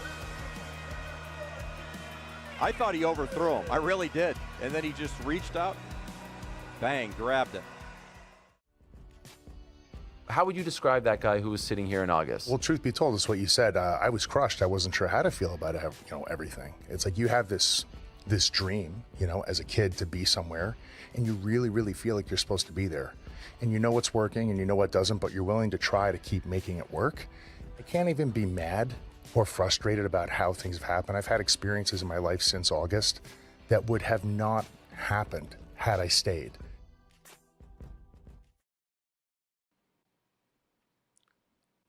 All right, you see in front of you some of the participants that are confirmed for the Home Run Derby. Caroline gets to watch one of her favorite St. Louis Cardinals on the big stage of the Home Run Derby live July 13th at 7 p.m. Eastern, only on Netflix. Hunter Pence will be part of the announcing crew for this game. Hunter joins us right now. Hunter, appreciate your time, man. What makes the Home Run Derby special for you as a former player? Yeah, I mean, obviously the memories as a kid are some things, you think of McGuire and Sosa and Bonds and Griffey and just the shows that they put on. But it really, as the kid in me and as the baseball lover in me, it's like, how hard can you throw the baseball? How far can you hit the baseball? And how consistently can you hit the baseball? It's just such a fun party. It's a fun time to watch the masters of their craft, the most powerful guys in the game, go on and compete to hit the ball. And how far they hit these balls is just absolutely mind-blowing. So for me, I've just always loved the show, the music, the party. The guys are loose, and very excited for the format this year as well. I love that they're changing up the format this year. But Fitz mentioned it off the top. Allow me to indulge into my Cardinals fandom just a little bit. Jordan Walker is only 24 years old. And look, he had a rocky up and down start to his career in St. Louis. But this season, he's batting about 321 home runs, 70 RBIs, 101 hits. Put into context for us the season that Jordan Walker is having. Yeah, I mean, it is a breakout season, and he's a guy who's kind of shown that talent. They have a couple of young guys with St. Louis that are really keeping them in this race. They're playing some of their best baseball. But yeah, for Jordan Walker, this is probably, this is the coming. I think we're going to see more of this with just how fast his hands are. He's got that long leverage, tall, lanky, and it just really is a beautiful approach. 21 home runs, and that division is really impressive because there's some incredible pitching all the way up and down that division as well. So for Jordan Walker, I think this is just probably, reading the story a little bit about it, calling his parents and how excited he was to get the call for this home run derby. I'm thrilled to watch him because, when you have long arms like that, the leverage is insane. So you mentioned the format change. For anyone that hasn't seen this, every player gets exactly 20 swings. If they hit a home run on their 20th swing, they get a 21st swing and they get to keep going. Kind of like the end of a bowling match. So, who does this really play an advantage to for you in the home run derby that it's now swing based? Yeah, honestly, I think it plays an advantage to some of the older players where it's not just a cardio workout, just like swing as fast as you can. I enjoy a bit of the drama and the romance of the game. And so 20, they don't want these guys taking a million pitches, but, get your pitch, the focus. I remember of like an Albert Pujols in some of these home run derbies. I really appreciated that. So hopefully we don't see like 6 pitches taken in a row. But you have a Bryce Harper, you have some of these guys that are working with their dads. I think it was Ben Rice said his dad's going to pitch to him. But for me, I think it's going to be about the precision. It's going to be about hyper focus, and I think it helps some of the older guys, even though it is a younger crew so far that's committed. We got to indulge a little bit into my team, so let's indulge a little bit into your former team. You won 2 World Series with the Giants. You're on the Giants Wall of Fame. And looking at this season, the Giants are only above the Colorado Rockies in the division. It hasn't gone, I think, how you or any other Giants fan out there would have wanted this season to go. What are your early impressions of Tony Vitello's tenure in San Francisco? Yeah, I mean, honestly, it hasn't gone as he expected or as he wanted, and I think he's learning a lot of lessons. I think I don't think you can like sit there and blame him for what's going on. There's been, a lot of, tough games. The offense has been really actually impressive and fun to watch. It's one of the deepest lineups. They have some young talent, and when you really look at the season as a whole or in the first half for the Giants, it's like they played pretty good baseball to be as down as they are. I think their bullpen would be the one thing that you could pinpoint and be like, they're really hurting in the bullpen department. But their offense is, there's several categories that they're in the top 5 in the league. Their batting average, you have Luis Ariz, who's really exciting. You have Jung-Hoo Lee, both batting over 300, Ariz second in Major League Baseball in batting average. So for Tony Vitello, I think he's definitely learned a lot of lessons as far as like how to deal with, bullpens and matchups and a lot of the day-to-day of like playing 162 and dealing with veterans. But he's a very, very smart guy. He's definitely taking his lumps. And I think, with regards to, this terrible first half, there's a lot of valuable lessons, and you're watching him grow and change and adapt throughout this first half. I definitely think that he's improving, but it has been very difficult for him for sure to manage, this tough season and the way things have gone. As much as people are screaming about the result, though, Hunter, didn't the organization sort of have to expect this when you're bringing in somebody that is coming from college to the pros, that it's so different? Didn't they have to expect a learning curve? You know, I don't know if they probably should have. Hindsight, it would have been like, yeah, there's probably going to be a learning curve. And I think you're still really excited with the conversation and who he is and what he brings. I think the expectations was for him to come in and do outstanding. And look, let's face it, it's not as easy as it sounds. And Major League Baseball is very difficult. And I definitely think that this Giants team, they fielded a winner, and just a couple things just haven't worked out. And really, there's like, you look at Robbie Ray's having a great first half. Logan Webb's an all-star. Wisenhunt pitched an outstanding game yesterday. But for the most part, when the pitching has been good, the hitting has faltered. And when the hitting has been good, the pitching has found a way to falter. So it's almost been a case of just like anything that can go bad has. But really for Tony Vitello, I think they maybe shouldn't have expected just to come out of the gates, doing perfect and knowing and understanding everything. But once again, I do still think that there's a lot of, excitement and intelligence coming from him. And he's having to deal with as hard of a situation as you could possibly deal with. A team expected to win that's not getting it done, some underperformance, and also just a couple other things that are definitely not fun to have to deal with as a manager. You mention it. The season is hard. Major League Baseball is hard. So there's, I don't blame anyone within the organization if temperatures are kind of boiling over a little bit. And we did see that with Logan Webb on Wednesday night. He had a rough outing. He kind of clapped back at a journalist on Twitter, then deleted his Twitter account. You've been in that clubhouse. If you were in there, if you were to send a message to all of those guys to just bring themselves back down to earth, keep the main thing, what would you tell them? Yeah, and I am down in that clubhouse, and I do think that they're actually doing a very good job of this. And you're watching Luis Rice have like a Gold Glove caliber first half. We're watching Bryce Eldridge turn into a really good first baseman. The work that they're all putting in on the infield with Ron Washington, you're seeing it pay off. It's very exciting to watch this infield and the defense. And really, it is like control what you can control, continue to push.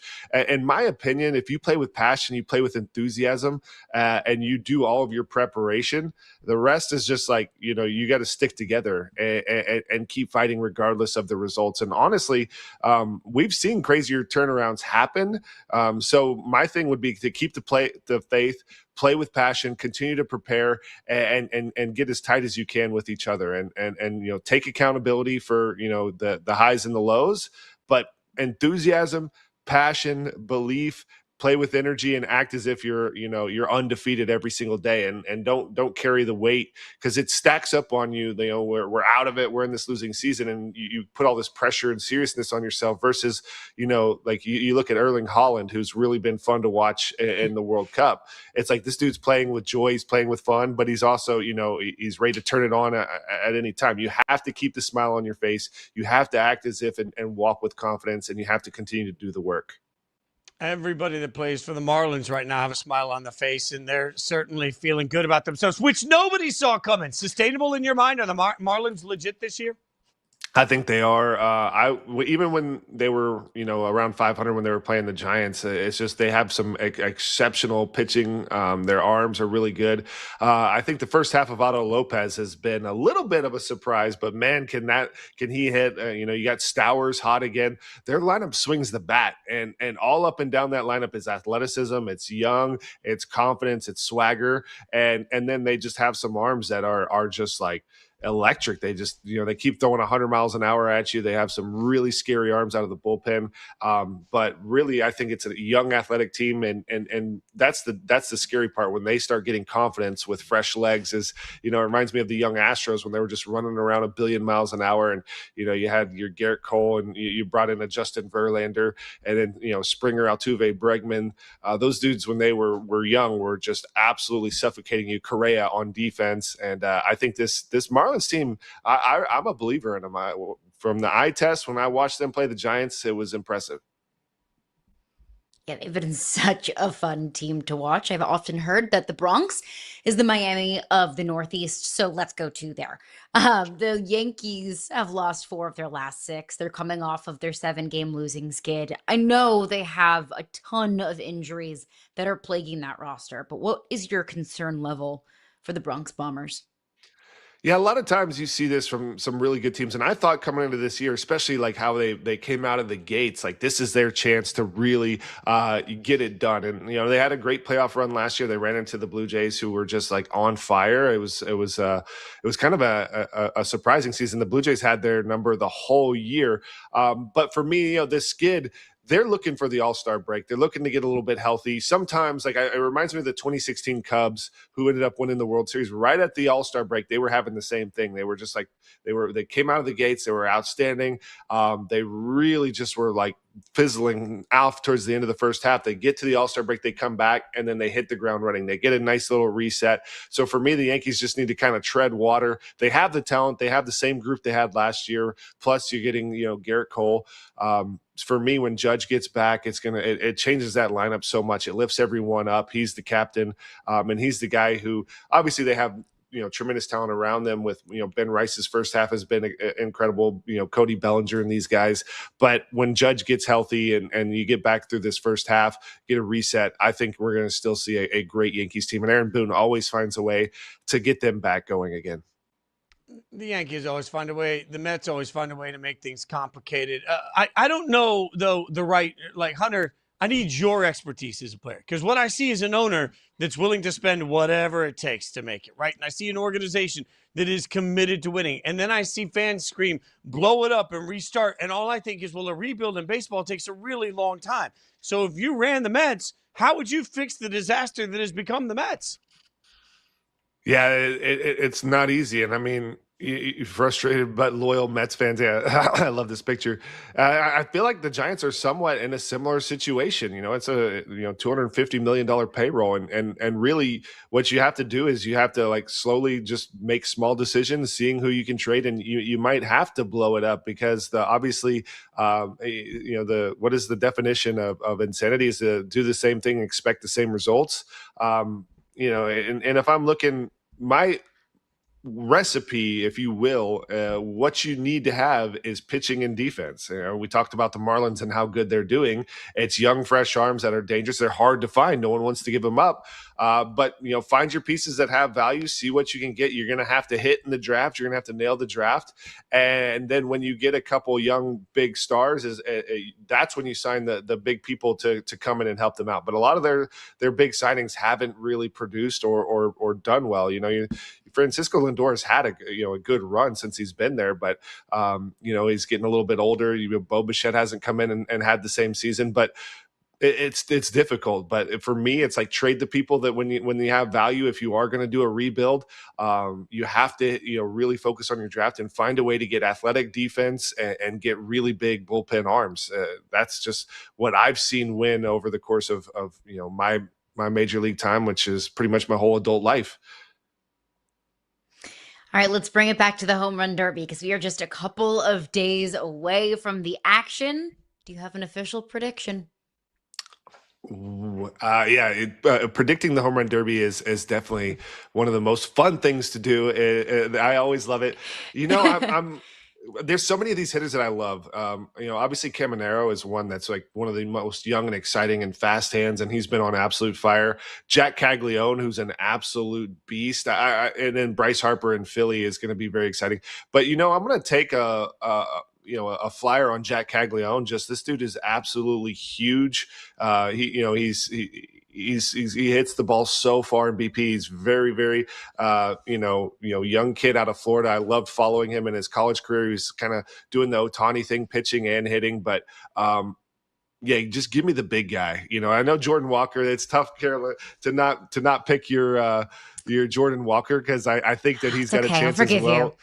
Wilson Contreras is absolutely jacked, and then Bryce Harper, who's already known to win these. Yeah, but give me Jack Caglione. I know it's a long shot, but I think that he's going to put on an impressive show. When you walk into the stadium and you're getting ready to be a part of this broadcast, it's impossible not to think back to your own career. You had a long, successful career. Is there a moment for you that you always think back at as this is the moment that I miss the most, the moment I resonate with the most? What's going to be on your mind before you call this you're part of this home run derby broadcast? Well, That's a good question. I've always just loved the home run derby so much, and I think just the child in me is out there more than the big leaguer in me because I like literally have always loved it. I just remember being a kid, like who's going to win is look at Barry Bonds, look at Ken Griffey wearing his hat backwards, and how the Fenway Park. So for me, I think it's just going to be that joy, and I got to be on the field, and I felt like a kid. I was talking with Frank Thomas when Robinson Cano won it in Arizona. I think that was 2011. I got to see Nelson Cruz in St. Louis, like put them like in Big Mac land in places I had never seen. And I think just like when they get into a flow, it's fun to feel that, and B, how far some of these guys hit the ball. And I know Philly is absolutely tiny. I'm very excited to have kind of the focus on every single swing, and then the last ball. I'm pretty sure there's going to be a lot of excitement and a lot of fun. I also remember, I have too many of these memories that are like really, really fun, but Alonso winning in Colorado was maybe one of my favorites as well. And Shohei Ohtani came out and hit like 3 balls to a place that, it's just like a galaxy far, far away. He went intergalactic, and just his like warm up. And then when he went out to hit, because he wasn't hitting BP that year at all in the home run derby, he just was like ripping low liners, which is great for the game. But anyway, those were just like some good memories. So I think the kid in me just kind of comes out, and I'm just going to have a blast. Which is why the broadcast is going to be amazing to watch. It's incredible. Home Run Derby live July 13th, 7 p.m. Eastern, only on Netflix. Hunter, we appreciate your time and your expertise, man. Enjoy the entire experience. Thanks for giving us so much insight. I much appreciated it, and thanks for having me on the show. It was a pleasure. That's great stuff Thank from you, Hunter Pence, and that is going to be, it's always one of my favorite sporting events of the year. Going to be a blast to watch every single second of it. Coming up, feuding over the king. We'll tell you about it next.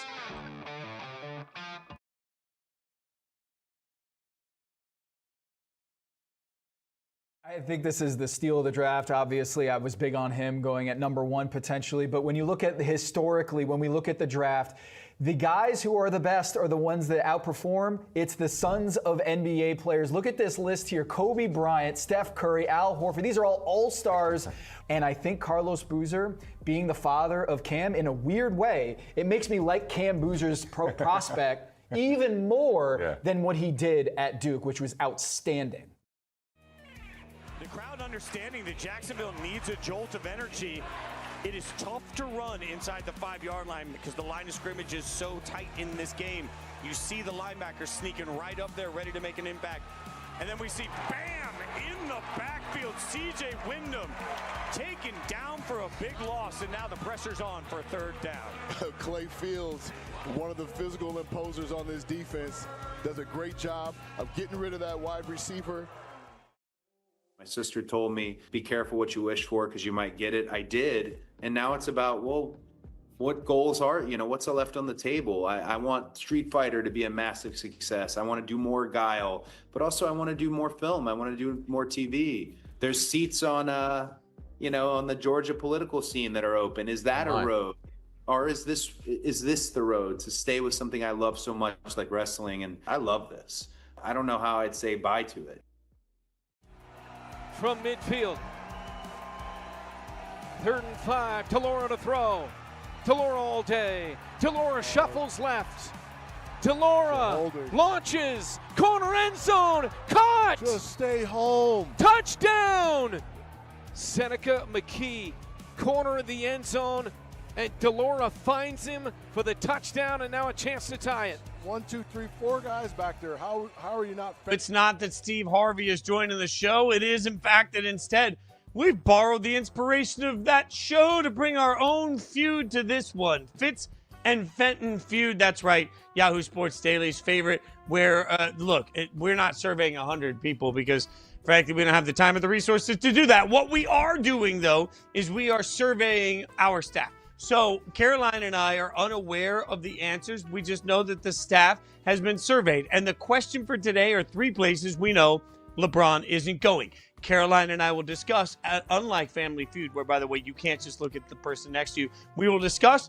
We will come up with our consensus guess. We will submit the guess, and we will see if we get the answer or if we get the, as always, the buzzer beating X as we go through that. Caroline, also, Such a defeating sound too. Yeah. If you've never seen the Always Sunny in Philadelphia, where they're on Family Feud, Check it out. Also, Caroline, I want to be clear, if we're ever on Real Family Feud, Celebrity Family Feud, as this show continues to blow up, when you give a bad answer, I will not look at you and say, good answer. I will not look at you and clap. I will look at you with disdain. I will just look at you and go, All right, so. I'm going to look at you and say, you idiot. Thank you. 3 places we know LeBron isn't going. I think we can agree on answer number 1 here because, Memphis. This is not our official submission here, Tony, but Caroline, it's got to be Memphis, right? He hates Memphis. It's got to be Memphis, right? It has to be. But wouldn't it be fun if he picked Memphis? No. Okay. No, it wouldn't, to be honest with you. And look, I have all of the love in my heart for the city of Memphis, Tennessee. My mom is from Memphis. My grandparents live in Memphis. My aunt and uncle live in Memphis. I love the city of Memphis. It's like my second home. So when I say this, it's not like I'm dunking on the city of Memphis because everyone thinks it's cool to do.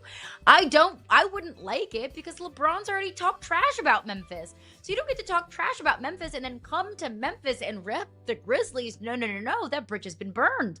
When Rich Paul announced that 27 teams called about LeBron James, the first team that I knew didn't call, one of the 3, Memphis. So it has to be on here as well. So we'd like to go ahead and punch that in. The Grizzlies? I think, shout out to Jason and John on Memphis Radio. I love those guys. I love Memphis. Memphis has got to be number 1 on this list, right? We're officially submitting. Tony, let us know. Memphis. Yay! We're off to a what? great start here. What if I told you I'm 41 years old, there's 2 cities I don't like playing in right now, that's Milwaukee and that's Memphis. Didn't even think of Milwaukee. Look, one thing I'd say is, what if he goes to Memphis, but he's made part of the ownership group and then moves the Grizzlies to Nashville?